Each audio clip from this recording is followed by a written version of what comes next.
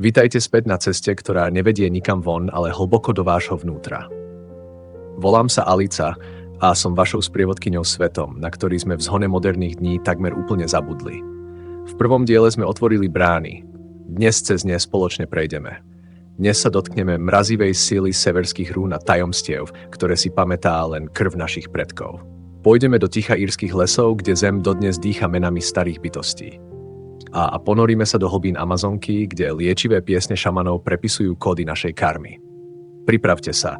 Toto nie je len čítanie. Je to rituál, je to návrat k rovnováhe, ktorú sme stratili. Posaďte sa k môjmu ohňu, zatvorte oči a počúvajte, pretože niekedy musí starý svet prehovoriť, aby ten nový mohol konečne uzdraviť svoju dušu, na čo svet zabudol i jediel. Začíname. Kód, ktorý ticho kričí, hovoria, že čas liečí. Ale ja ti hovorím, že čas len prikrýva prachom to, čo sme nemali odvahu dokričať.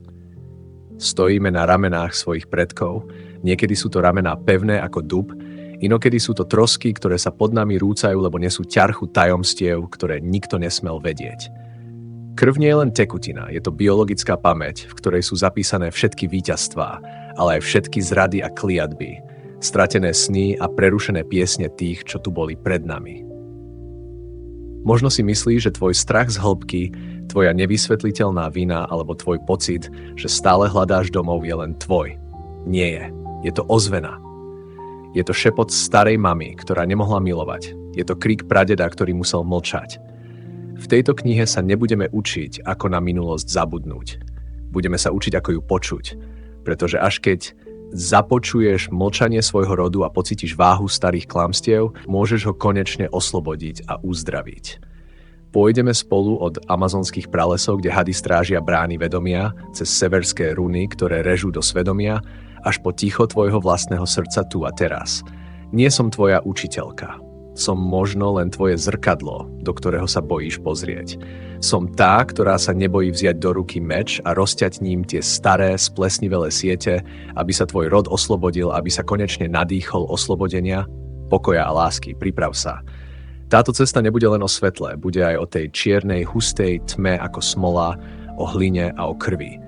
Ale na jej konci nájdeš niekoho, koho si hľadal celý život. Nájdeš seba, slobodného, čistého, pripraveného napísať tvoj vlastný príbeh v tebe samom.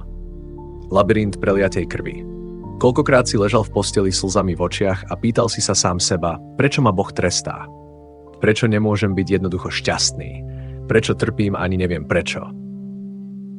Koľkokrát si v tom najväčšom zúfalstve preklínal samotného Boha? Kričal si do ticha, ako sa na toto môžeš pozerať, prečo mi neukážeš inú cestu? Cítil si sa opustený. Sám, bez jediného lúča v tej čiernej tme, ktorá je hustá a lepkavá ako smola. Možno sa ťa vtedy dotkla jedna myšlienka, rýchlo si ju odohnal, lebo znela ako hlúposť, ako niečo z temného stredoveku, čo do dnešnej doby nepatrí. Ale tá myšlienka sa vrátila. Cítim sa, ako by ma niekto preklial, ako by som niesol ťarchu, ktorá nie je moja. Ak si to cítil, ak si v tej tme preklínal Boha, svetaj seba samo, čítaj ďalej. Nie si blázon, nie si zlý človek. Si len v labyrinte, v ktorom sa stratili už tvoji predkovia. A táto kniha nie je mapa, ktorú ti niekto nakreslil na stole. Je to niť, ktorú ti podávam priamo z tej tmy, v ktorej som kedysi stála aj ja. Možno práve teraz, keď si priznal tú prekliatú myšlienku, si urobil prvý krok.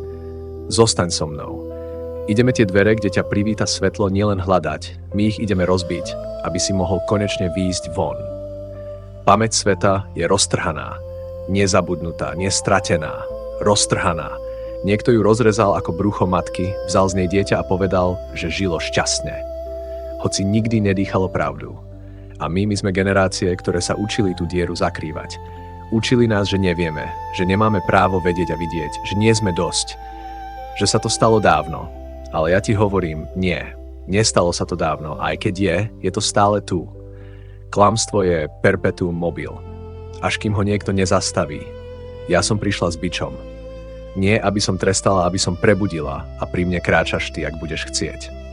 S horiacimi chodidlami, s očami plnými otázok, tvoja krv sa chveje, lebo vie, tvoje sny sa trhajú, lebo volajú a tvoja duša, tá sa už viac nevie pretvarovať. S tmy sa neodchádza, s tmy sa vystupuje. Pozri, kde sa to všetko zlomilo. Vykorenené mestá, kde sa zabudlo na dušu. Školy, kde sa deti učia, ako na pamäť zabudnúť. Chrám, ktorý sa premieňa na tmu. Žena, ktorá nesmie vedieť, že jej krv a ona sama je portál. Muž, ktorého naučili, že sila je krík. Nie ticho, nie láska. Ale my sme tí, ktorí si spomenuli. Tí, ktorí už nedokážu mlčať. Tí, ktorí nestoja s prstom vo vetre, ale s mečom vo svetle. My sme tí, ktorí musia začať so svetelným mečom lásky pretínať uzly minulosti a stavať chrámy svetla pre naše deti. Nie zo skla, nie z betónu, ale z pravdy, z pamäti, z nežnosti. Každá kliatba sa dá premeniť, každé zlo sa dá vylúčiť, keď ho obklopíme čistotou a pravdou. My budeme tou pravdou, my budeme tou láskou. Nie zajtra, nie raz, teraz, tu v nás. Nahota duše na striebornom podnose. Vyzlečiem sa pred vami do naha. Ale nečakajte nič telesné. Vyzlečiem svoju dušu. Do posledného stehu ju zbavím všetkých masiek a položím vám ju na podnos. Vidíte tú tácku? Ešte pred chvíľou bola čierna ako úhol, nasiaknutá bolesťou a tmou môjho rodu. Ale teraz priamo pred vašimi očami mení farbu na čisté, oslepujúce svetlo. Na tomto svetle vám podávam svoju nahú pravdu. Toto je môj rod. Toto je príbeh, ktorý vám rozpoviem bez jemných slov, bez milosrdných lží. Bude to čisté, tvrdé a surové. Presne také, aké sa to stalo. Bez filtrov, ktoré by vám mali uľaviť. Pochopte jedno. Ja nie som len rozprávač. Ja som tá výzva.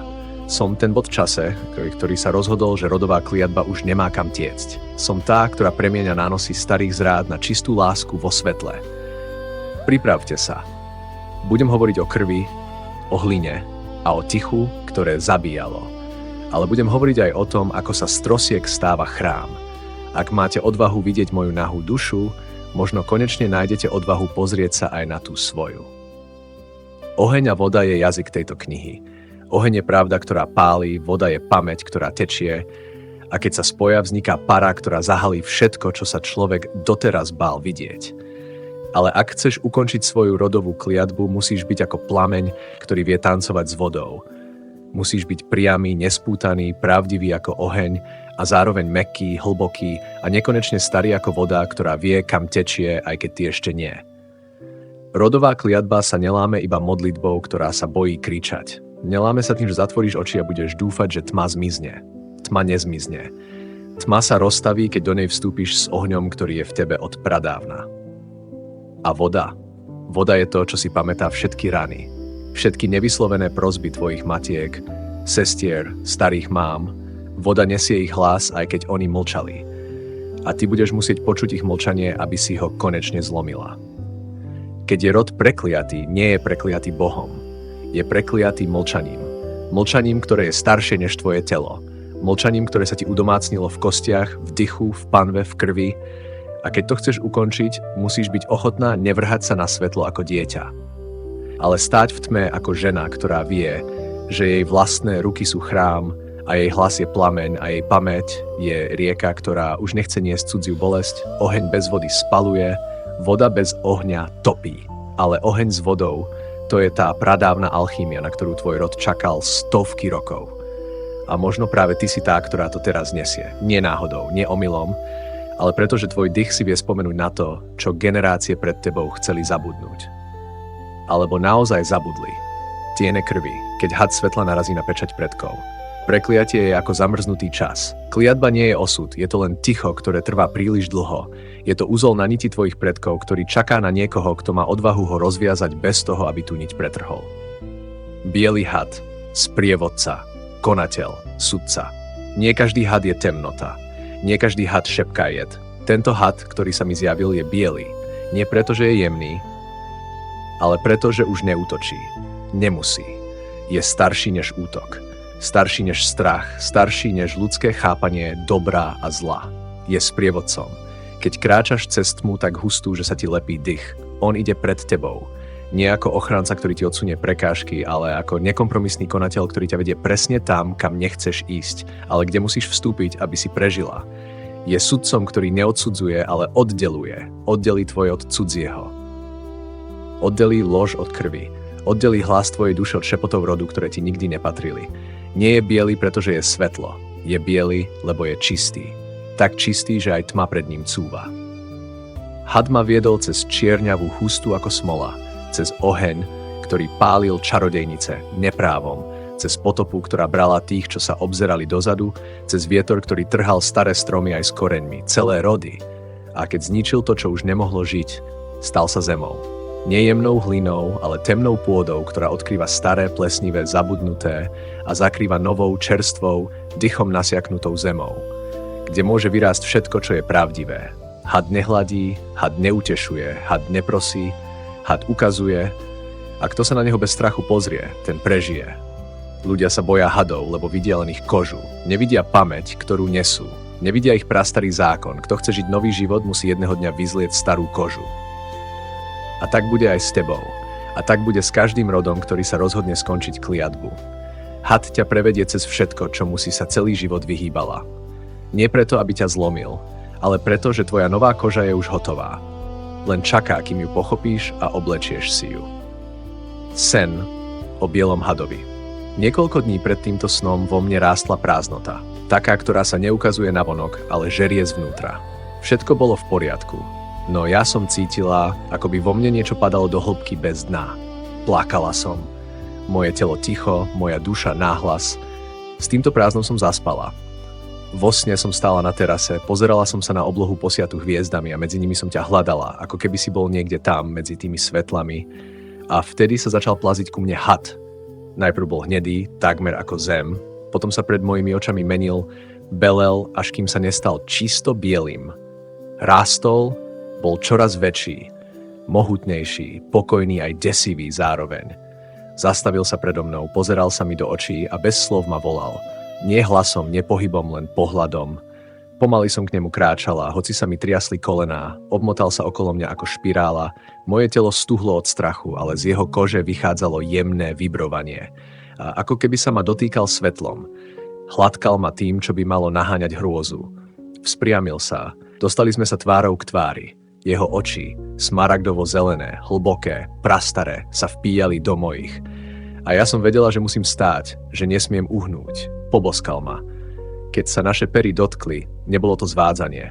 Bol to prechod, ako keď sa prázdna nádoba zrazu naplní až po okraj niečím čistým a silným.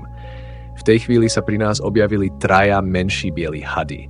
Postavili sa pred neho a začali meniť tvár a farbu. Menili sa na kryštálové bytosti, akoby strážcovia alebo pečate.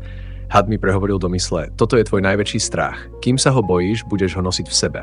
A ja som ten strach odovzdala do neho. Vtedy povedal, už sa ma nebojíš, nesmieš sa báť. Teraz si človek, ale tvoja krv pochádza od nás. A potom som sa zobudila, so stopou na pere, ako pečať toho, čo sa stalo. Čo je to rodová kliatba? Aby si mohla oslobodiť rod, musíš najprv počuť jeho mlčanie. Energetická pečať v krvi, rodová kliatba nie je čarodejné zaklínadlo, ako si to svet dnes predstavuje.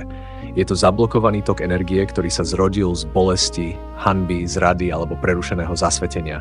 V týchto okamihoch sa energia nezatvorí vedome, ale zamrzne a zostane v krvnej línii. Dedičstvo bolesti. Niekto raz povedal, toto nikto nesmie vedieť. A takto zostalo tiché, celé generácie. Vznik kliatby, 4 hlavné príčiny. Smrť s výkrikom. Ak niekto zomrel v zúfalstve, v strachu bez odovzdania, jeho energia ostáva pripútaná k rodu. Zvlášť ak smrti predchádzal hriech proti duši, zrada, násilie, zrušený sľub, potrat bez odpustenia. Zasvetenie, ktoré bolo prerušené. V mnohých rodoch boli šamanské, liečiteľské alebo duchovné línie, ktoré sa mali odovzdávať. Keď však prišla vojna, krst, upalovanie čarodejníc, totalita, tieto línie sa násilne prerušili. Energia iniciácie zostala nedokončená, visí vo vzduchu, to je kliatba zabudnutia. Zrada krvi. Ak niekto v rode zradil vlastné dieťa, ženu, brata a neurobilo sa odpustenie, zostáva to ako zlomený most. Ten, kto to má niesť v ďalšej generácii, to často nevie, ale cíti nevysvetliteľnú vinu. Vyslovené slovo sú slová, ktoré padli z úst predkov a zakodovali osud. Nikdy sa nevydáš, budeš ako tvoja matka, ty neši moje dieťa. Tieto vety zmenia tok vedomia a prenášajú sa ako kliatba. Ako sa kliatba prenáša energeticky cez krv, najčastejšie v ženskej línii, ale môže byť aj mužskej. Cez meno, ak dieťa nesie meno po predkovi s neuzdravenou bolesťou, cez rituály mlčania, keď sa v rodine o niečom nehovorí, cez traumatickú udalosť, ktorá bola potlačená, napríklad znásilnenie, potrat, opustenie, samovražda, cez telové kódy, napätie v panve, tlak na hrudi, tiky, chronické choroby v určitom veku. Príznaky rodovej kliatby, opakujúce sa vzorce správania alebo osudu, napríklad všetky ženy opustené, všetci muži slabí, chudoba, silné emocionálne reakcie na bežné situácie, strach z intimity, bezdôvodný hnev, sny o osobách, ktoré nepoznáš, ale cítiš, že sú z tvojho rodu, blokované vzťahy alebo duchovný rast, ako by ťa niečo stále ťahalo späť. Ticho, vnútorné, bolestné ticho, v ktorom niečo visí medzi tebou a Bohom. Prečo si to vyberáme? Duša si vyberá rod nie preto, že je dokonalý, ale preto, že v ňom je niečo, čo máš uzdraviť. Niečo, čo sa nedokázalo ukončiť, kým si neprišla ty.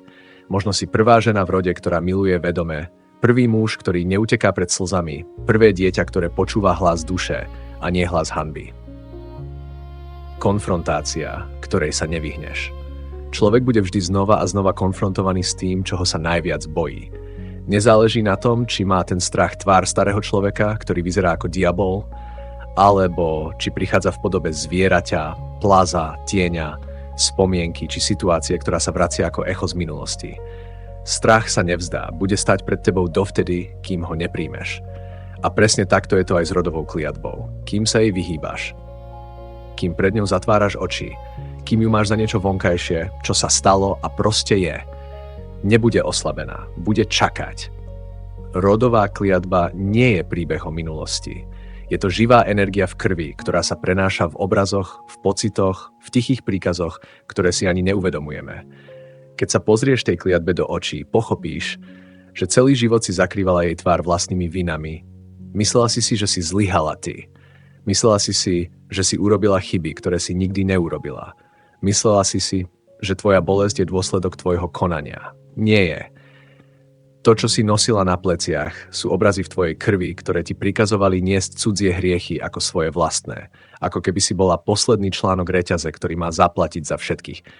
A dovtedy, kým to nevidíš, kým si myslíš, že si iba ty pokazená, kým sa trestáš za rany, ktoré ti nepatria. Neoslobodíš svoj rod od kliatby. Rodová kliatba sa neláme silou, neláme sa hnevom, neláme sa modlitbou, ktorá sa bojí povedať pravdu. Rodová kliatba sa láme, keď sa jej pozrieš do očí a povieš vidím ťa a vidím aj to, čo ku mne nepatrí. V tej chvíli sa prestane schovávať a v tej chvíli si prvýkrát slobodná. Keď človek pochopí, ako rodová kliatba žije v tele, prestane ju hľadať v mágii a začne ju vidieť v krvi pocitoch, vzorcoch a bolestiach, ktoré si nesieme celé generácie.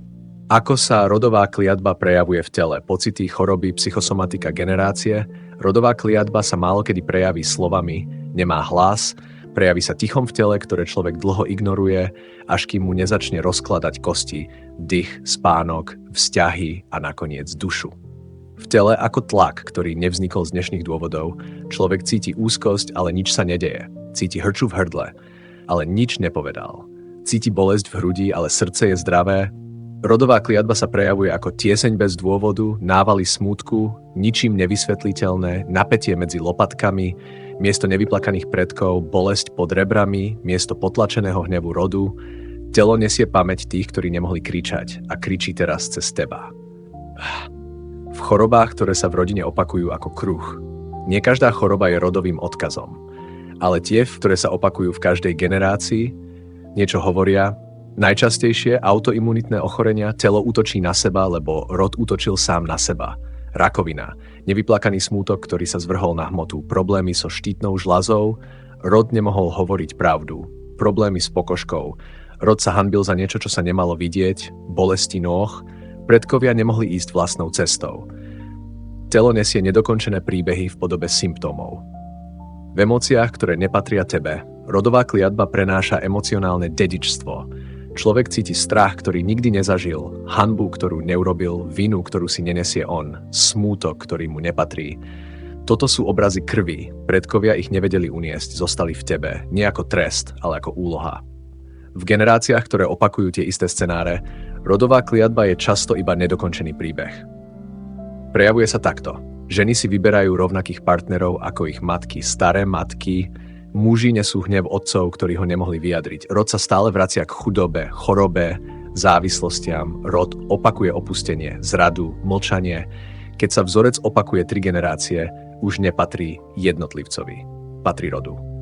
V tele, ako volanie po prerušení, rodová kliatba sa v tele prejaví najsilnejšie tesne predtým, než sa má prerušiť. Človek cíti tlak na hrudi, silné sny, potrebu niečo vyčistiť, ukončiť, pomenovať, náhly odpor voči starým rodovým pravidlám, túžbu odísť, zmeniť sa, prerodiť. Toto je moment, keď predkovia už nechcú pokračovať v utrpení a cez tvoje telo hovoria: urob to ty, lebo my sme nemohli. Psychosomatika rodovej kliatby. Rodová kliatba sa nepodpíše na tele jednou udalosťou. Ona sa do tela vpíše 1000-krát opakovaným pocitom. Psychosomaticky sa prejaví ako neschopnosť oddychovať, pocit, že človek musí stále zachraňovať, pocit, že je zlý, aj keď nič neurobil, hypervigilancia, stále v strehu, strach z úspechu, strach z blízkosti alebo naopak, extrémna túžba po spojení, až bolí. Rodová kliatba nie je duchovná legenda, je to biologická realita emócií prenášaných cez generácie. Ako to telo ukončí? Telo vie kliatbu ukončiť 3 spôsobmi. Plačom, ktorý nepatrí tebe. Snom, ktorý ti dá odpoveď. Chvením tela, keď duša pustí, čo držala krv, pozrieť kliatbe do očí. A kliatba nemá tvár, kým ju človek neuzná. Dovtedy sa skrýva v bolestiach, vo vzťahoch, v strachoch, v mlčaní medzi generáciami. Ale v momente, keď sa jej človek postaví, začne meniť podobu a vždy sa ukáže v jednej z 3 foriem.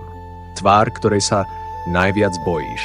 Nie je to démon, nie je to diabol, je to obraz, ktorý tvoja krv celé roky zatvárala, aby si ho nevidela. Môže vyzerať ako starý muž, bež, ktorý kričí, žena, ktorá mlčí, tvár, ktorá ti pripomína niekoho z rodu, alebo niečo neľudské, lebo bolesť bola priveľká na ľudskú formu. Tento obraz nie je kliatba. Toto je strážca dverí. Ak cez ne prejdeš, kliatba stráca moc. Zviera, ktoré symbolizuje tvoj strach. Človek často vidí hada, pavúka, vlka, vtáka s čiernymi očami, alebo niečo, čo nedokáže pomenovať. To, čo som videla ja, biely had, ktorý mi dal boska jazvu. Nie je varovanie, je to prijatý strach, ktorý sa zmenil na silu. Keď zviera nezautočí, ale obíde ťa, obmotá, alebo sa dotkne, znamená to: tento strach už nie je tvoj nepriateľ, teraz je tvoj nástroj. Situácia, ktorá sa opakuje celý život. Niekedy kliatba neukáže tvár, ani zviera, ukáže scénu opustenie, zradu, chudobu, nemoc, muž, ktorý neostane, žena, ktorá všetko nesie sama, neustála vina za niečo, čo si neurobila, pocit, že človek musí trpieť, aby patril do rodu. Toto je najťažšia forma, lebo ju človek žije roky, kým pochopí, že to nie je osud, je to dedičstvo. Čo sa stane, keď sa na kliatbu pozrieš bez úteku? Kliatba má jedinú slabinu. Nevydrží pohľad. Keď ju človek konečne uvidí, nastane jedna z 3 reakcií. Telo sa roztrasie. To je krv, ktorá sa prebúdza. Predkovia sa cez teba konečne nadýchli. Človek začne plakať cudzým plačom. To je smútok jednej z generácií, ktorý sa cez teba vypúšťa. Nie je tvoj, ale iba ty ho dokážeš uvoľniť. Objaví sa pokoj, ktorý nedáva logiku. To je moment, keď kliatba stráca tvár, prestáva bučať, prestáva vykrikovať, prestáva existovať ako bariéra. V tejto chvíli už nevládne ona tebe, ale ty jej. A tu môže začať skutočné pretrhnutie reťaze. Ako rodová kliatba zanikne, čo musí človek pochopiť, urobiť, prežiť. Kliatba nie je trest, je to zaseknutý príbeh a zanikne len vtedy, keď niekto z rodu pochopí ju, príjme ju, premení ju na niečo nové. Tu je cesta, čo musí človek spraviť. Pochopiť: nie je to moja vina. Rodová kliatba sa živí vinou. Nie tvojou vinou, ale vinou, ktorú si do seba vzala. Lebo niekto v rode mlčal, niekto sa hanbil, niekto zomrel s tajomstvom, niekto niesol krivdu, niekto neprežil lásku, ktorú mal prežiť. Kliatba padá v momente, keď vyslovíš: toto nie je môj príbeh. Čo urobiť? Prijať strach bez úteku. Kliatbu neporazíš bojom. Porazíš ju tým, že prestaneš utekať. Strach sa premení na silu, keď ostaneš stáť. Pozrieš sa do očí strážcovi, povieš mu: vidím ťa. A nenapadneš ho, ani neutečieš. To je okamih, keď sa starý príbeh zlomí. Prežiť. Návrat do vlastného tela. Rodové kliatby najviac ničia to, že človek prestane byť doma vo vlastnom tele. Keď sa vrátiš do dychu, do svojej kože, do svojich nôh, do svojho srdca, kliatba už nemá kde bývať. Telo sa stane chrámom, nie skladiskom bolesti. Prerušenie vzorca správania. Toto je krok, ktorého sa rod najviac bojí, ale duša najviac túži. Musíš urobiť jednu vec inak, ako neurobili všetci pred tebou. Povedať pravdu, ktorú oni nepovedali. Odísť, keď oni ostali, zostať, keď oni utiekli, milovať, keď oni stvrdli, prestať zachraňovať, prestať trpieť z povinnosti, prerušiť mlčanie. To je ten úder, ktorý reťaz nevydrží. Uvoľnenie cez telo alebo sen. Kliatba zanikne v jednom z týchto momentov. Silný sen, pláč, ktorý príde náhle, dýchanie, ktoré zrazu prejde z hrče do uvoľnenia, chvenie, teplo, mravčenie, ticho po rokoch vnútorného hluku. To je moment, keď krv povie, už stačilo. Objaví sa nová cesta, ktorá predtým neexistovala. Zrazu príde myšlienka, príde rozhodnutie, príde nový smer, alebo človek pocíti silu, ktorú nikdy nemal. Nie je to náhoda. To je život bez puta. Čo sa zmení v človeku po zániku rodovej kliatby, alebo prvý nádych vlastného života? Keď rodová kliatba zanikne, človek nezačne skákať od radosti. Nerozžiari sa okamžite. Nepríde ohňostroj. Ani hlas z neba, ani hudba. Príde ticho. Ticho, ktoré sa nedá zameniť s prázdnotou. Je to ticho, v ktorom prvýkrát po rokoch počuješ seba. Nie svoj rod, nie strachy predkov, nie hlas viny, ale hlas, ktorý si nikdy nepočula, lebo pod nánosom bolesti nebol priestor rásť. Prichádza nový pocit, ja som tu. Nie ako dieťa rodu, nie ako pokračovanie histórie, nie ako nástroj na opravu starých rán, ale ako samostatná bytosť, ktorá prišla žiť vlastný príbeh. Tento okamih je pre mnohých desivý, lebo keď už nemusíš niesť cudziu bolesť, zostáva len tá tvoja. A človek po rokoch nevie, čo vlastne cíti, čo chce, kto je, a to je v poriadku. Objaví sa jemný strach, posledný z tieňa, nie veľký, nie paralizujúci. Skôr iba chvenie v jednej jedinej kosti. Je to strach z neznámeho. Človek zrazu vidí, že nič nie je nalinkované. Že nemá povinnosť opakovať chyby predkov. Že môže ísť kam chce, ale sloboda je pre človeka, ktorý bol dlho v reťaziach. Rovnako desivá ako tie reťaze. Tento strach nie je nepriateľ, je to posledný pozostatok starého sveta, ktorý sa od teba odlamuje. Začneš cítiť priestor, ktorý predtým neexistoval. Ako keď po búrke prvýkrát otvoríš okno a cítiš, že vzduch je nový. Presne takto pôsobí prerušiteľ rodovej kliatby. Zrazu môže dýchať hlbšie, zrazu vidí nové možnosti, zrazu jeho telo nie je v neustálom strehu, zrazu láska nebolí, zrazu samota nie je trest. Nie preto, že svet sa zmenil, ale preto, že už nereaguješ bolesťou, ktorá ti nepatrí. Príde veľká otázka. A čo teraz? Toto je moment, ktorý všetci podceňujú, pretože po rokoch nesenia cudzieho príbehu nevieš, ako žiť ten svoj. Človek môže cítiť neistotu, prázdno, zmetenosť. Tichý smútok, potrebu znovu sa narodiť a všetko z toho je správne, pretože teraz už nejde o prežitie rodu, ide o zrodenie seba. Začína sa nový život a je tvoj. Keď sa zbavíš rodovej kliatby, stane sa jedna zvláštna vec. Všetky dvere, ktoré boli zatvorené, sa začnú jemne otvárať. Nie náhle, nie náhodou. Skôr ticho, ako keď niekto odomkne zámok, ktorý bol 10 ročia zarastený hrdzou. A zrazu veci sa konečne dávajú do pohybu. Prichádzajú ľudia, ktorí ťa neubližujú. Prichádzajú príležitosti, ktoré si predtým nevidela. Tvoje telo už nie je nepriateľ, tvoja myseľ sa prestáva točiť v kruhoch. Toto je nový rod, ktorý sa rodí v tebe. Najdôležitejšie posolstvo pre človeka, ktorý práve prerodil svoj rod. Nesmieš sa báť začať žiť svoj vlastný život. Nie život svojho otca. Nie život svojej matky. Nie život svojej krvi, ale život, ktorý sa konečne uvoľnil, keď si pretrhla reťaz, ktorá bola dlhšia ako storočia. Keď si ty pretrhla reťaz, tvoji potomkovia už nie sú v nej, ale ešte to necítia. Rodová kliatba nie je ako choroba, ktorá sa prenáša biologicky, je to energetický vzorec, ktorý trvá, kým ho niekto vedome nezlomí. Ty si ju zlomila. Ako sa prenáša sloboda na deti, ale tvoje deti ešte žijú podľa starých príkazov, ktoré vyrástli v ich tele, keď si ty ešte niesla kliatbu. Preto teraz treba urobiť druhú polovicu práce. Ako sa prenáša sloboda na deti. A teraz ti to vysvetlím. Presne a hlboko. Deti už nenesú kliatbu, keď ju matka zlomila. Nesú iba jej dozvuk. Kliatba je ako reťaz. Keď ju ty pretrhneš, všetci za tebou už nie sú pripútaní. Ale ich telá, Ich nervový systém, ich zranenia, ich spomienky, a to všetko ešte reaguje na staré vzorce, lebo v nich žili celé detstvo. To znamená, vzorec už neexistuje, ale jeho odtiene v tele ešte áno. A toto sa dá vyčistiť. Deti nečistíš ty. Deti čistí tvoja zmena. Toto je veľmi dôležité. Nemôžeš očistiť ich krv za nich, ale môžeš zničiť zdroj, z ktorého to prúdilo celé generácie. A keď zdroj zanikne, potok sa časom vyčistí sám. Čo to znamená? Tvoja zmena je ich liek. Tvoj pokoj sa prenáša na ich systém. Tvoja nová krv mení ich staré vzorce.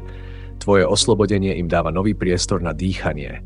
Deti nepotrebujú, aby si urobila rituál. Potrebujú vidieť novú teba. To začne meniť všetko. Ak chceš aktívne pomôcť svojim potomkom, môžu sa urobiť 3 typy krokov. A teraz prichádza ten návod. Praktický, jasný, použiteľný. Krok. Rozhovor pravdy. Nie citový, nie dramatický, nie s výčitkami, ale jednoduchý. Tichý rozhovor. Ja som prerušila vzorec, ktorý sme všetci niesli. Ty už nemusíš pokračovať v tom, čo ti nepatrí. To je veta, ktorú deti potrebujú počuť. Ona sama je liek, lebo im povie, toto som neniesol ja, toto nie je moja vina, môžem dýchať inak. Toto je kľúč. Krok zmena správania. Rodová kliatba žila v správaní a tak zomiera v správaní. Keď ty nereaguješ už starým spôsobom, nepotláčaš sa, neobviňuješ samu seba, nepokračuješ v tichu rodu, povieš slovo, ktoré predkovia nemohli povedať, konáš inak než generácie pred tebou. Tvoje deti uvidia nový vzorec a nový vzorec v tele je silnejší ako stará krv. Krok liečba tela. Nie duchovná, ale biologická. Deti často potrebujú vyplakať cudzie slzy, pomenovať cudzie viny, zmeniť dýchanie, prežiť jeden silný set, ale krátky rozpad a dostať nový rytmus života. A keďže vzorec už nie je živý, ty si ho zlomila. Stačí malý impuls a ich systém sa prestaví. A tu je najdôležitejšie. Rodová kliatba končí vtedy, keď jedna osoba prestane žiť podľa strachu rodu. A zvyšok rodu to začne od nej preberať. Nie slovami, nie učeniami, ale vibráciou. Toto je fyzika, nie poézia. Keď sa matka stane slobodnou, energetické pole rodiny sa zmení a deti musia prejsť už len tým, čo v sebe sami ešte držia. Nie tým, čo držal rod. Jaga Huang liečenie rodovej kliatby. Stará India. V Indii sa rodové kliatby nevnímali len ako niečo osobné či psychologické, ale ako reťaz cez stáročia, ktorá bola naviazaná na posvetné priestory, porušené sľuby, nedokončené rituály, zabudnuté duše predkov, a najmä na silu ženy, ktorá bola nositeľkou energie rodu. A rodové kliatby v starovekej Indii had, ktorý nespí. Zrodenie kliatby, kde sa to začalo? V tradičnej indickej kozmológii boli kliatby výsledkom nevyrovnanej karmy, ktorá bola vyvolaná nesplneným sľubom, napríklad sľub vernosti, ochrany, čistoty, vznikla pri nedodržanom rituáli, napríklad keď sa narušila posvetnosť chrámového tanca alebo obetovania, alebo ako dôsledok odopretia dharmy, keď niekto z rodu odišiel z cesty, ktorú mu určilo božstvo. A v mnohých rodoch boli takéto kliatby odovzdávané ústne. Ak žena opustí svetosť svojho lona, jej dcery budú krvácať zo srdca, nie z lona. Typy staroindických kliatieb. Kliatba lásky, keď žena bola násilím oddelená od muža, ktorého milovala a ich spojenie bolo zakázané. Tieto kliatby sa objavujú ako traumy v partnerských vzťahoch rodu, nevedomosť, prelietavosť, samota, opakované rozchody. Tá kliatba zabudnutej ženy, keď sa matka alebo prastará matka obetovala pre rod a zomrela v tichosti, prejavuje sa ako panvová bolesť, neplodnosť, potraty alebo potlačená ženskosť v rode. Kliatba vojen a zrady, keď niekto z rodu zradil alebo opustil bratov a oni padli. Táto kliatba sa prejavuje ako muži, ktorí nemajú bratov, alebo ako násilné konflikty medzi mužmi v rode. Ako sa tieto kliatby niesli ďalej, kliatba v Indii sa nepovažovala za magické zaklínadlo, ale za energetickú pravdu, ktorá bola ukotvená v tele, najmä v panve žien a v koreňovej čakre mužov. Opúšťala telo len cez rituál, nie cez bežný rozhovor a najčastejšie sa prenášala v čase smrti, keď niekto zomrel bez toho, aby odpustil alebo bol pochopený. Spôsoby liečenia kliatby v Indii Agni, posvetný oheň. Rituály ohňa, pri ktorých sa čítali mená predkov a obety sa vhádzali do ohňa ako posolstvo svetlu. Tento proces sa nazýva Agnihotra, uzdravovanie rodu cez plameň a mantru. Tichý tanec ženy. V niektorých tantrických školách sa učilo, že telo ženy si pamätá, čo jazyk zabudol. Preto sa žena učila tancovať nahá, v tme, bez hudby, len podľa pohybov panvy, aby vyplakala pamäť krvi. Ak žena prehovorí telom, uzdraví 7 generácií. Očistenie vodou a prameňom, kúpanie sa vo svätých riekach ako Ganga bolo určené aj na zmytie rodových kliatieb. Niektoré rody cestovali celé dni, aby zaniesli popol predka do rieky, ktorá vie, čo má odniesť. Rodová kliatba v Indii nebola trest, ale neviditeľné volanie rodu, aby niekto mal silu ju uvidieť, precítiť a uzdraviť. Kundalini had svetla v panve. Rodová kliatba žije v panve, práve tam, kde spí had svetla, kundalini. Indovia vedeli, že energia predkov sa ukladá v kostiach panvy a len cez prebudenie tejto energie sa dá liečiť. Ako to robili? Cez dých, pranajama prečisťuje prúdy energie v tele, cez mantry, zvukové vibrácie lámu pečate mlčania, cez asana, jogové polohy uvoľňujú blokády panvy, napríklad Baddha Konasana, pozícia motýla, cez rituálne pálivé jedlo. Niektoré rody verili, že ohnivá strava rozpáli záhyby karmy. Had svetla sa nebudí silou, ale dotykom lásky. Až keď žena odpustí žene, matke, babke, sestre, had sa pohne. Shiva Shakti, tanec vnútornej jednoty. Rodová kliatba vzniká zo rozpojenia. Muž a žena boli oddelení vnútri. Liečba začína, keď sa Shiva, vedomie a Shakti, energia, znova spoja v tebe. Rituály spájania, meditácia na Shivu, ticho, ktoré v tebe nájde vnútorného otca, tanec pre Shakti, divoký, voľný, ženský tanec. S hlasom, výkrikom, smiechom, obraz Shivy a Shakti v milovaní bol používaný ako vizuálna modlitba, ktorou žena liečila svoj rod tým, že prijímala svoj ženský princíp v spojení, nie v potlačení. Rodová kliatba sa láme, keď žena prestane byť mužom, ktorého v rode nikdy nemali, a keď muž neuteká od slz ženy, ale je jej svedkom. Kliatby kundalini, keď had svetla ostane uväznený. V starodávnych tantrických školách sa verilo, že kundalini hadia energia nie je len osobná sila, ale aj pamäť rodu, ktorá prebýva v našom koreňovom centre.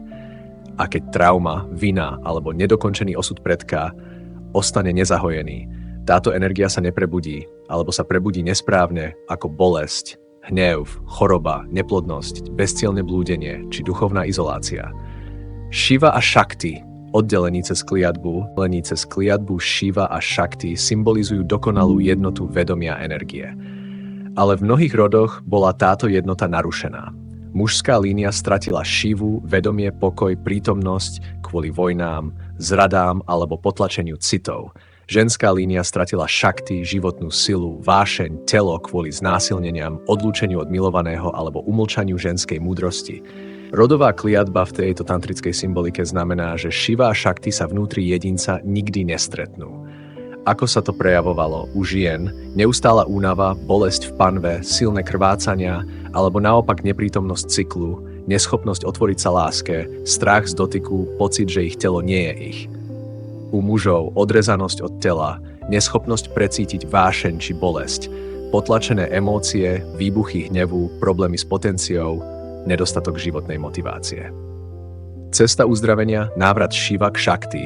Tantrické školy neoddelovali sexualitu od duchovná. Verili, že iba cez vedomé spojenie tela a ducha sa dá očistiť aj rodová línia a preto sa rodové kliatby liečili prácou s telom, mantrami, dýchaním a tichým spojením, tantrické dýchanie a pohyb panvy, aby sa Shakti energia mohla znova zdvihnúť ku Shivovi vedomie. Tichý dotyk bez cieľa. Muž držal ženu len v tichu a ona sa mohla rozstaviť v jeho prítomnosti, čím sa narušil starý kód odsudzenia. Mantra na rozpustenie kliatby. Om Hrem Namah Shakti Shivaya. Nech sa Shakti vráti k Shivovi, nech sa duša navráti do svetla. Kliatba ako brána. Nie všetky kliatby boli len temnotou. V Indii sa učilo, že kliatba je zapečatená múdrosť a len ten, kto sa jej nelaká, kto sa jej dotkne s láskou a úctou, môže z nej zrodiť svetlo. Keď sa žena prestane hanbiť za svoju silu a muž prestane utekať pred svojou nehou, had kundalini sa prebudí. Kliatby kundalini, keď sa had svetla zablokuje. Kundalini je had svetla, ktorý spí pri koreňovej čakre, nie preto, že je slabý, ale preto, že čaká na bezpečie, odpustenie a zjednotenie. Kliatby v tejto oblasti nevznikli ako čarovné zaklínadlá, ale ako energetické zranenia. ktoré niekto nedokázal uniesť a preto ich odovzdal ďalej. Ako vznikali poníženie ženy, Šakti bola potlačená, považovaná za nečistú alebo nehodnú. Vina muža, Šiva sa odpojil, mlčal, neochránil a to vytvorilo prázdnotu. Zrada medzi milencami, keď sa oddelené vedomia nepochopili, vznikli reťaze bolesti, vojny a násilie, telo, ktoré zažilo traumu, uzavrelo hadiu silu ako ochranu a tak sa kundalíny namiesto vzostupu stočilo do seba. A stalo sa zablokovaným hadom, ktorý si prenášal v rodine traumu, hanbu, sexuálne tabu, choroby panvy, neplodnosť, agresiu, závislosti, liečenie cez Šiva a Šakti. Keď sa znova pozerajú jeden druhému do očí a had sa konečne zdvihne, nie ako zbraň, ale ako svetlo. Had stúpajúci po chrbtici, návrat pamäte, keď je had slobodný, stúpa po sušumná nádí a prechádza všetkými čakrami. Pri každej z nich otvára v koreňovej čakre spomienku na predkov, v sakrálnej čakre bolesť a lásku všetkých žien, v solar plexe vôľu byť živý, v srdci odpustenie tým, čo nevedeli milovať, v hrdle hlas, ktorý sa kedysi bál hovoriť, v treťom oku videnie pravdy, v korune návrat k Bohu. Keď Šiva dýcha v Šakti a Šakti tancuje v Šivovi, nie je to muž a žena. Je to duch a telo, ticho a pohyb, božské a ľudské, ktoré sa opäť spájajú a keď sa to stane, rodové kliatby miznú ako para. Nie preto, že boli vymazané, ale preto, že boli pochopené. Budha, ticho, ktoré spomína Budha, nehovoril o kliatbách ako o mágii. Pre neho boli utrpenia mysle a cykly bolesti, dôsledkom nevedomia. Kliatby podľa neho vznikali vtedy, keď duša zaspala, keď prestala vnímať, kto je, a začala žiť z automatických reakcií, ktoré sa predávali z generácie na generáciu. Rodová kliatba v Budhovom ponímaní, nevypovedaná bolesť sa stáva reakciou a reakcia sa stáva zvykom. Zvyk sa dedí ako tichý vírus, kód bolesti, ktorý žije v deťoch bez toho, aby o ňom vedeli. Samsára, večný kolobeh zrodení a smrti, nie je len fyzická reinkarnácia, ale opakujúci sa vzorec vedomia. Buddha učil liečiť tieto kliatby. Cez vypásanu vidieť veci tak, ako sú. Meditácia ticha, kde človek prestane súdiť, učí sa byť pozorovateľom bolesti, neidentifikovať sa s ňou. Keď pozoruješ, vzorec sa odhaluje a tým sa začína liečiť. Meta, láska ako medicína. Meditácia súcitu, vysielaš lásku aj tým, ktorí ti ublížili. Buddha veril, že súcit láme reťaze karmy. Keď zmeníš postoj, prepíšeš aj príbeh duše. Utrpenie nie je trest, ale nevedomé pokračovanie. Keď to pochopíš, preberáš zodpovednosť bez viny. A keď odpustíš, neznamená to, že zabudneš, znamená to, že už tým nežiješ. Odpusť, ale nespí. Vnímaj, buď ten, kto to vníma, nie ten, kto to znova žije. Ticho, ktoré si spomína, je silnejšie ako slová.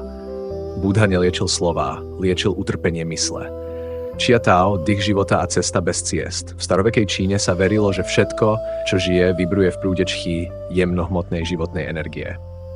Nie je to len vzduch, ale inteligentný tok vedomia, ktorý oživuje každú bunku a vedie dušu po jej ceste. Chi je dých, ktorý dýcha vesmír, vietor, ktorý pohýna listia aj osudy, sila, ktorou sa hýbe reč, tanec aj pieseň srdca. Či sa cíti, keď sa stíšime a ponoríme sa do vlastného vnútra ako rieka v podzemí. Tao, cesta bez ciest. Tao, ktoré možno vysloviť, nie je večné Tao. Tao je voda, ktorá tečie tam, kde jej nič nebráni. Pohyb tigra, keď je v súlade so svojím dychom, prázdnota, z ktorej všetko vzniká. Človek, ktorý žije podľa Tá, nezasahuje násilne, ale pozoruje a ladí sa. Liek nie je zvonku, ale v zjednotení sa so všetkým, aj s bolesťou. Liečenie cez Chia Tao, čoroba nie je nepriateľ, ale hlas tela, ktoré stratilo smer.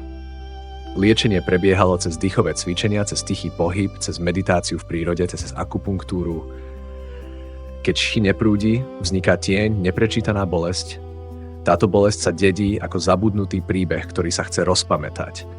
Taoisti verili, že chi sa môže v rodoch zablokovať kvôli nevypovedanej bolesti matky, nenaplnenému životu otca, prerušenej rieke predkov. A práve tu prichádza sila ženy, ktorá sa napojí na čchi rodu cez tanec, spev, dých a v tichu uvoľní staré vzorce. Šamani a pamäť rodu kliatby, ktoré neboli kliatbami. V šamanských tradíciách sa kliatba nevnímala ako temný akt, ale ako zabudnutie. ako bolesť, ktorá sa preniesla cez generácie, pretože ju nikto nevidel, neuznal a neprepustil. Nazývali zviazané vlákna rodu. Neviditeľné putá, ktoré opakujú tú istú bolesť v iných podobách. Rodová kliatba bola podľa nich ako ranené zviera, ktoré sa skrýva v temnote duše, až kým ho niekto nezačne liečiť svetlom vedomia. Ako sa liečili tieto rodové vzorce? Bubnovanie a tanec, otváranie pamäte. Šamani používali rytmický bubon ako most medzi svetmi. Bubon prebúdza hlboké vrstvy tela, kde je uložená pamäť rodu. V stave tranzu sa šaman spájal s predkami a odhaloval vzorce bolesti, často skryté za generáciami mlčania. Dých a dym, očista ducha aj tela. Dym z posvetných bylín pomáhal očistiť jemné tela aj priestor. Verilo sa, že dym zviditeľní neviditeľné a odhalí, kde sa skrýva bolesť, ktorú duša potláča. Slzy ako liek. Keď pri rituáli prišli slzy, znamenalo to, že duša sa dotkla pravdy. Slzy sú sväté. V nich je ukrytý hlas predkov. Šamani vraveli, plač rodiny preteká cez teba. Ak ho cítiš, si pripravený ho uvoľniť pre všetkých. Kliatba ako blok kundalini. V šamanských tradíciách sa verilo, že kliatby môžu blokovať hadiu silu práve v prvej a druhej čakre, kde sa ukrýva pamäť rodu, pôrodu a sexuality. Keď človek potlačí rodovú bolesť, kundalini sa nevie zdvihnúť. Namiesto toho sa krúti v kruhu bolesti a vytvára opakujúce sa vzorce. Liečba spočívala v tanci bosou nohou po zemi, volaní predkov cez spev a znovu zrodení cez potný dom. Šamanská mantra oslobodenia volám vás predkovia, tí, ktorí mlčali, aj tí, ktorí kričali, tí, ktorí zomreli so strachom v srdci, aj tí, čo milovali napriek všetkému, odpúšťam a dovolujem si žiť inak. Sibír, Mongolsko a Polynézia. Severskí šamani a kosti, pamäť predkov. Pracovali s kostiami ako nosičmi duše. Kosti starých matiek a otcov sa nechávali v jurtách. Šaman sa ich dotýkal a pýtal sa duší, hovor so mnou cez kosti. Povedz mi, kde to začalo. Každá rodová kliatba bola podľa nich ako zamrznutý dym. A šamani používali pálenie machov a ihličia, aby človek do dymu vydýchol svoju bolesť.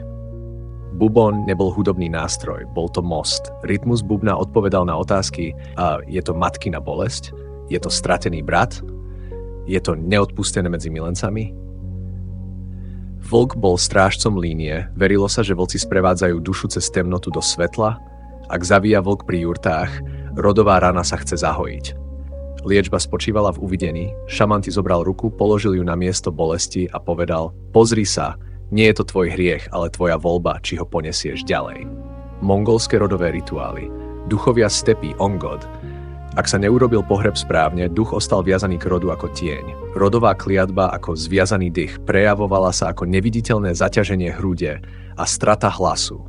Rituál oslobodenia, Gal Tindur. A v centre stepy sa zapálil koňský tuk. Šaman volal meno predka a vracal mu jeho dých. Tvoj dých už nie je môj. Vráť sa do svetla, starý otcino. Polynézia. Ostrovy pamäti, rodová kliatba ako porušenie spevu. Polynézania verili, že každá rodina má svoj spev, svoju mele. Ak niekto z predkov spôsobil zradu, spev bol narušený a duša už nerezonovala so svojím menom. Kliatba sa prejavila ako neschopnosť nájsť smer na mori alebo trápenie počas mesačného cyklu u žien. Rituál Ho'oponopono v pôvodnej podobe. V kruhu rodiny matka rodu začala spievať Volám tvoje meno, stará bolesť. Poď a sadni si vedľa mňa, nebudeme už viac cudzí. Každý člen potom vyslovil Mahalo i Kamake. Ďakujem aj smrti. A kameň sa položil do mora. Krv ženy nesie spev predkov a liečenie cez tanec Hulamo v polospánku uzdravovalo materskú líniu. Rodová kliatba nebola prekliatie, ale zabudnutý tón v piesni duše. Niektoré duše čakajú stáročia, aby boli vyslovené nahlas menom. A keď ich meno zaznie, v tichu srdca, v speve, v dychu, v slzách, odídu, nie preč, ale domov. Severná Európa, rúnové rody. V Severnej Európe sa verilo, že runa nie je písmo, ale živá sila. Každý rod mal svoju runu, niekedy na meči, inokedy ukrytú na tele. Rodová kliatba bola porezaná runa, znak ktorých bol znesený, zabudnutý alebo zneužitý. Ak sa runa stratila, rod stratil silu, ak sa prekrútila, rod ochorel. Rituál oslobodenia rúnovej kliatby v strede lesa pri Starej Borovici. Rúnový kruh z 9 kameňov, stred, popol a znak. Do zeme sa vkladali vlasy, slzy, kvapka krvi, meno predka, slová prepustenia, vidím ťa, prijímam ťa, púšťam ťa. Americkí šamani, indiánske rituály. Rodová kliatba bola vnímaná ako narušenie rovnováhy medzi človekom, predkami a veľkým duchom. Rituál inípi, potná chata, kruh, oheň, tma, šaman volal mená rodu, púšťam tvoju bolesť, vraciam ti mier, dovol mi žiť, aby som ťa mohol uzdraviť. Amazonka, pamäť džungle. V Amazónii sa verilo, že krv je hlas lesa, každý človek je napojený na strom, zviera a rieku. Ak predok porušil rovnováhu, rana sa preniesla do krvi. Rituál ayahuasca otváral pamäť a ukazoval obrazy, ktoré človek nezažil, ale cítil ako vlastné. Nesieš moje meno. Prepúšťam ťa z môjho tela. Ak sa objavil jaguár alebo anakonda, očista bola prijatá. Írsko, pamäť zeme. V Írsku sa verilo, že zem si pamätá. Kopce sú telá bytostí, voda nesie mená a les dýcha prítomnosťou. Niektoré miesta sa nikdy nerušili, lebo patrili tým, ktorí tu boli skôr než človek. A keď sa človek zastaví, v tichu starého lesa cíti, že nie je sám. Ako by zem sama dýchala, hovorí sa, že boli noci, keď sa rodili staré duše. Noci, keď vietor prichádzal od mora a búrka sa opierala o kopce tak silno, ako by chcela prebudiť to, čo v zemi spalo dávno pred ľuďmi. V takých nociach sa svetlá v domoch nezhasínali. Starší sedávali pri ohni a hovorili tichšie než zvyčajne, ako by ich niekto počúval spoza stien. Deti sa držali bližšie k matkám a psi ležali nepokojne pri dverách, hoci nikto neklopal. Lebo sa verilo, že práve v takých nociach sa staré duše vracajú na zem. Nie ako duchovia, ktorých sa treba báť, ale ako pamäť, ktorá si hľadá nový domov v krvi živých. A starí ľudia hovorili, že keď sa v takú noc narodí dieťa, jeho oči budú poznať veci, ktoré ho nikto neučil. Staré hrady a rodové duchy. V starom Írsku sa verilo, že každý starý rod má svojho ducha, ktorý sa objavuje pred nešťastím. Niektoré šlachtické rodiny tvrdili, že ich duch sa zjavuje pred smrťou člena rodu. Nehovorilo sa o tom nahlas, ale medzi služobníctvom bolo známe, že keď sa v starom dome ozývajú kroky v noci alebo sa otvoria dvere bez vetra, znamená to, že predok prišiel pripomenúť krv. Starí ľudia hovorili, dom bez ducha je dom bez pamäti. Ale zároveň sa tých duchov báli, lebo duch nikdy neprichádzal bez dôvodu. Banshee, žena, ktorá oplakáva krv rodu. Najviac šlachta bála plačúcej ženy, ktorú volali Banshee. Verilo sa, že patrí ku konkrétnemu rodu. Nie každý ju mohol počuť, len tí, ktorí niesli tú istú krv. Ak sa jej nárek ozval v noci pri dome, znamenalo to, že niekto z rodu čoskoro zomrie. Niektoré rodiny tvrdili, že ich Banshee sa objavovala celé stáročia. Hovorilo sa, že ju videli ako ženu s dlhými vlasmi, starenu v sivom, alebo mladé dievča pri rieke. Ale vždy plakala, nie zo zloby, ale z pamäti krvi. Šlachta a strach zo starých kopcov. Niektorí írsky šlachtici sa báli stavať domy na určitých miestach, najmä na kopcoch, ktoré patrili starému ľudu. Verilo sa, že ak niekto naruší taký kopec, rod nebude mať pokoj. Existujú príbehy o domoch, kde ochoreli deti, zomierali zvieratá, prichádzali zvláštne sny a potom sa zistilo, že dom stojí na posvätnom mieste. Niekedy rodina radšej dom opustila, nie zo strachu pred ľuďmi, ale pred tým, čo bolo staršie než oni. Dom, kde nikto nespal pri okne. V starých írskych domoch sa verilo, že okno je brána medzi svetmi. A nikto nesmel spať pri okne počas búrok. Hovorilo sa, že keď vietor udiera do skla, nie je to len vietor. Je to hlas tých, čo sa chcú vrátiť. Staré ženy varovali deti. Keď počuješ klopanie na okno a nikto tam nestojí, nepozeraj sa von. Lebo ak sa pozrieš, môžeš uvidieť niečo, čo pozná tvoje meno. Oheň, ktorý nesmel zhasnúť. Niektoré rody držali v dome oheň nepretržite. Nie kvôli teplu, ale kvôli duchom. Verilo sa, že ak oheň vyhasne, predkovia stratia cestu domov a dom zostane bez ochrany. Keď oheň raz vyhasol, hovorilo sa, že krátko potom prišlo nešťastie. Dnes niektorí tvrdili, že v noci potom počuli kroky pri krbe, ako by niekto hľadal stratené svetlo. Jazdci bez mena. V írskych údoliach existovali príbehy o jazdcoch v hmle. Hovorilo sa, že to nie sú cudzie duše, ale vlastní predkovia. Jazdci bez mena. Keď ich niekto stretol, zvieratá sa začali triasť a kone nechceli ísť ďalej. Starí ľudia hovorili, keď ťa predok obíde na ceste, neotáčaj sa, lebo kto sa otočil, ten potom sníval sny, ktoré neboli jeho. Staré ženy a pamäť rodov. V mnohých rodinách bola jedna, ktorá poznala pamäť rodu. Vedela, kto zomrel násilne, kto porušil prísahu, kto zradil krv. A vedela povedať, toto dieťa má oči starého rodu. Nie podľa vzhľadu, ale podľa pohľadu. A keď to povedala, ľudia stíchli, lebo vedeli, že krv si pamätá viac než človek. Keď sa predok vracia do krvi, verilo sa, že niektoré deti neprichádzajú prvýkrát. Ak malo dieťa pohľad, ktorý bol príliš pokojný alebo príliš starý, znamenalo to, že duša si pamätá cestu späť. Staré ženy hovorili, ten sa vrátil. Ak nieslo rovnaké gestá, rovnaké sny, rovnaký strach, hovorilo sa, že krv si našla svoju cestu, ako rieka, ktorá sa vracia do svojho koryta. Mená sa opakovali generácie, nielen z úcty, ale aby duša našla cestu späť. Starí ľudia hovorili, pamäť chodí skôr než slová, sny, ktoré nepatrili živým. Niektoré deti rozprávali sny, ktoré neboli detské. Hovorili o bitkách, cestách a ľuďoch, ktorých nikdy nestretli. Matky ich umlčali nie zo strachu, ale z úcty. Krv rozpráva potichu. Oči, ktoré si pamätajú. Starí ľudia verili, že oči sú staršie než telo. Ak bol pohľad príliš hlboký, negurges, znamenalo to, že duša už kráčala po tejto zemi. Niektoré oči už videli more, predtým, než sa narodili. Kliatba Ulsteru. Keď král porušil zákon zeme, prišla kliatba. Muži pocítili bolesť ako pôrodné krče, padali na zem a nemohli bojovať. Bola to pripomienka, že rovnováha musí zostať. Kliatba kopcov Tara. Keď král prestal počúvať zem, stratil múdrosť. Vládol silou a krajina chradla. Až keď sa poklonil zemi, kliatba sa zlomila. Staré keltské presvedčenie, kliatba nevzniká zo slov, ale z narušenej rovnováhy. A preto sa neláme kúzlom, ale návratom rovnováhy. Kliatby krvi medzi rodmi, keď sa vyleje krv nevinného, zem si ju zapamätá. Vzniká dlh krvi. A ten patrí len tomu, kto zdvihol meč. Patrí celému rodu. A starí Kelti hovorili, krv nikdy nepadá na zem sama, vždy padá do pamäte. Pomsta rodí pomstu a bolesť sa dedí. Niektoré rody bojovali celé generácie a kliatba trvala, kým ju niekto nezastavil.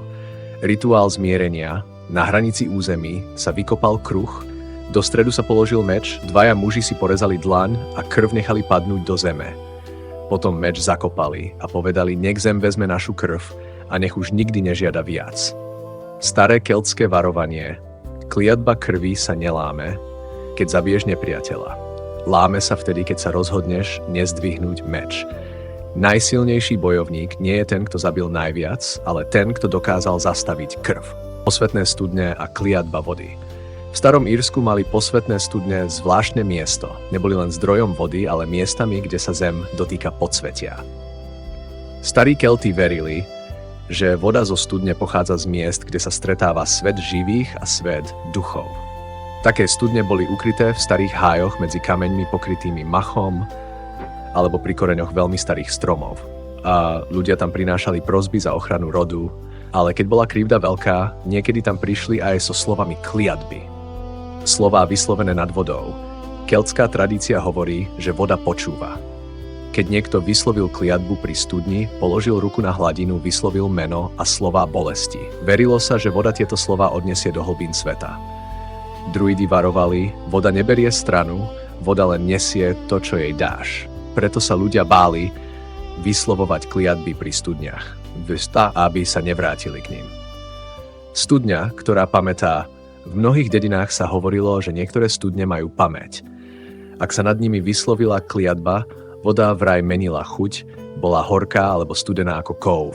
Starí liečitelia chodili k takým studňam v noci, prinášali byliny, chlieb alebo kvapku medu, aby upokojili vodu a vrátili rovnováhu. Rituál zlomenia kliatby vody, ak bola kliatba vyslovená pri studni, musela sa zlomiť na tom istom mieste. Človek prišiel k vode pred východom slnka, dotkol sa hladiny a povedal, nech voda vezme späť, čo bolo vyslovené v bolesti. Do studne položil dar, striebornú mincu alebo kamienok z vlastného domu. Tým povedal, vraciame rovnováhu. Starí ľudia učili, nikdy nevyslovuj kliatbu pri vode, pretože voda tečie cez celý svet a môže odniesť tvoje slová tam, kde by si ich nikdy nechcel poslať. Studňa zabudnutých mien. Hovorilo sa o studni, ktorá nebola na mapách. Voda v nej nikdy nezamrzla a neodrážala tvár človeka, ale jeho pamäť. Keď medzi rodmi vznikla nenávisť, prišli sem, vyslovili meno rodu a hodili do vody kameň alebo kus železa. Voda tie slová zapísala do pamäte krajiny.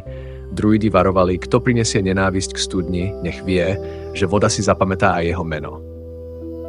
A rituál zakopania kliatby. Keď bola kliatba príliš silná, druidi ju nezlomili, zakopali ju. Na miesto konfliktu priniesli predmet, zlomený meč, kameň zo studne alebo kus dreva. Vykopali jamu a položili ho do zeme. Okolo kreslili kruh z popola a bylín a povedali, nech zem príjme hnev ľudí a nech ho premení na ticho. A jamu zasypali. Keltské ticho a zmierenie so zemou, verilo sa, že zem dokáže pohltiť kliatby, ak ich človek dobrovoľne odovzdá. Zem je staršia než všetky spory a dokáže premeniť bolesť na pokoj. Druidi učili, nie každé zlo sa dá zničiť. Nie každú kliatbu možno zrušiť slovami. Niektoré veci sú príliš staré, príliš hlboké. A preto hovorili, najbezpečnejšie miesto pre kliatbu je hlboko v zemi, kde už nikto nebude počuť. Zem ako ticho sveta, zem si pamätá všetko. Krv, slzy, slová vyslovené v hneve. Ale zem má jednu vlastnosť, mlčí. Neodpovedá hnevom, nevracia kliatby, len ich pomaly prijíma do svojej hĺbky. Ako ticho, ktoré pohlcuje ozvenu. Prečo kliatby pretrvávajú? Kliatby neumierajú, pretože ich ľudia opakujú. Každá spomienka na krivdu je nový dych pre starú kliatbu. Každé rozprávanie o pomste je iskra, ktorá znovu zapáli oheň. Preto sa prenášajú generácie a nie preto, že sú silné, ale preto, že ich ľudia nechcú pustiť. Zakopanie slova druidi nebojovali, ukončili príbeh. Povedali, čo vzniklo z hnevu ľudí, nech si vezme zem, a zasypali jamu nie ako tajomstvo, ale ako koniec.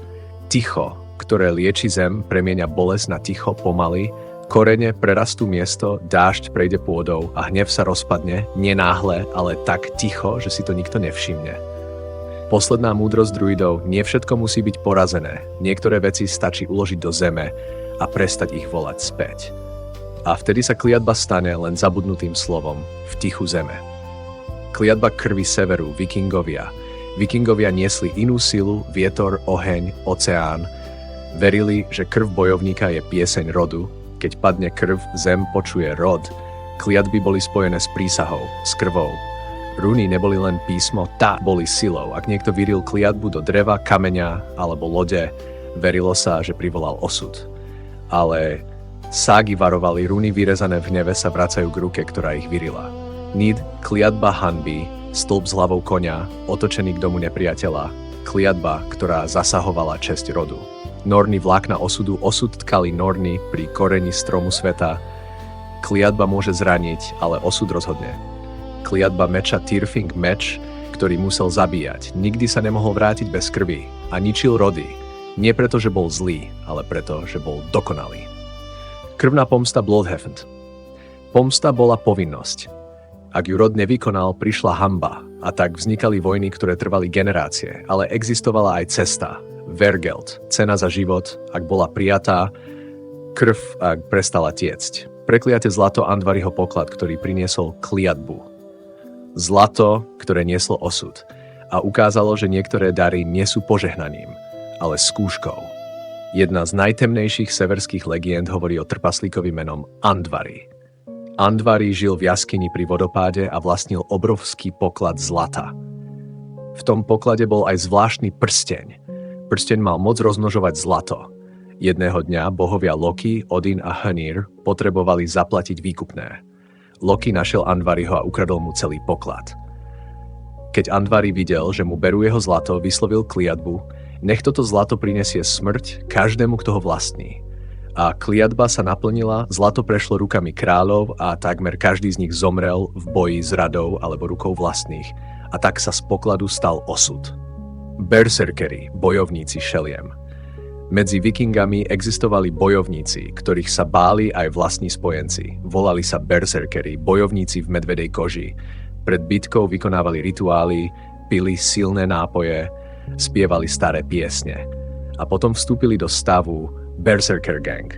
Necítili bolesť, necítili strach, bojovali ako šelmy, niektorí verili, že ich ovládajú duchovia zvierat. Ale jedno bolo isté, keď vstúpili do boja, nepriateľ často utekal, pretože proti tomu, kto sa nebojí smrti, je ťažké bojovať.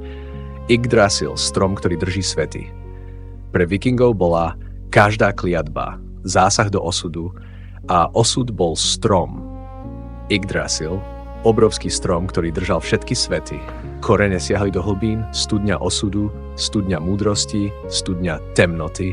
Konáre niesli svety Midgard, Asgard, Jotunheim. Všetko bolo prepojené. Každý čin, každé slovo, každá kliatba vytvárali vlákno. Severské kliatby a ich sila. Kliatby neboli len čary, boli to činy, symboly, rituály, rúnové kliatby. Runy sa vyrezávali do dreva alebo kameňa, niesli chorobu, nešťastie, smrť, zakopali sa pod prach alebo hodili do mora. Zle vyrezaná rúna mohla zničiť toho, kto ju vytvoril. Nid, kliatba hanby, stĺp s hlavou koňa, otočený k domu nepriateľa, strata cti, strata ochrany, kliatba pre celý rod, seidr, mágia žien. Veľvy sedeli v tichu a spievali. Privolávali choroby, nešťastie, zmätok mysle. Aj Odin sa ju naučil a stal sa iným. Zlomenie kliatby, rúna sa musela zničiť alebo zmeniť, rozbiť kameň, spáliť drevo alebo vyrezať ochranu. Človek pri strome povedal, nech sa toto vlákno osudu rozviaže. A rovnováha sa vrátila. Odvaha ako ochrana. Najsilnejšia ochrana bola odvaha. Kliatba sa živí strachom. Muž bez strachu ju nechá hľadovať. Odin na Yggdrasil. Odin chcel poznať runy a obetoval seba, prebodol sa kopijou a visel na strome 9 dní, 9 nocí medzi životom a smrťou a potom uvidel runy, symboly sveta, keď pochopil ich moc, spadol, ale bol iný. Runy sa stali nástrojom požehnania, aj kliatby. Ale ságy varujú, slová sú ostré ako meče. Kto ich používa bez múdrosti, zraní najprv seba. Ktorého voka krmiš, porozprávala si príbehy, možno legendy, možno pravdy. Každý z nás má v sebe dvoch vokov. Jedného temného, jedného svetelného. A ktorý rastie, závisí od toho, ktorého krmíme. Nie je to kliatba ani dar, je to vol každý deň, každým slovom, každým dychom. Pamäť sveta, táto kniha je spomienka. Nie útek. Pamäť sveta, ktorý bol bližšie k pravde, kde lesy mali hlas, kde krv niesla príbeh, kde svetlo a tma boli učitelia, nepriatelia, na čo svet zabudol, že v človeku je viac svetla, než unesie tieň. Zabudol, že temnota nie je nepriateľ. Je to hladný vlk a keď ho krmíme hnevom, zožerie nás zvnútra, ale sila sa nerodí z rodu, rodí sa z duše. Pozvanie to nie je koniec, je to pozvanie. Rozhodnúť sa, ktorého vlka krmíš. A akým človekom sa staneš. Pretože toto nie je len príbeh, je to príbeh o nás, o pamäti, o duši, o tom, na čo svet zabudol. A možno, keď knihu zatvoríš, niečo vo vnútri ostane otvorené, tiché, prastaré, silné svetlo, ktoré čakalo na tento okamih. Záver. A tak sme prešli cez tiene severu, cez dých pralesa až k bránam predkov. Nie si stratená v čase, si dýchom, ktorý si pamätá, a si krvou, v ktorej tancujú runy svetla. Si láskou, ktorá sa nebojí pustiť staré. Vezmi si toto ticho, nechaj ho rásť. Keď sa dotkneš zeme, spomeň si, keď pocítiš vietor, buď silná, keď zaplačeš, dovol slze očistiť. Nie si sama, nikdy si nebola, stojím pri tebe, v každom nádychu, ako ozvena, ako domov. Zavri oči a vráť sa k prameňu, tam, kde sa svetlo nemení na tieň, tam, kde sme, navždy. S láskou a úctou, tvoja Alica.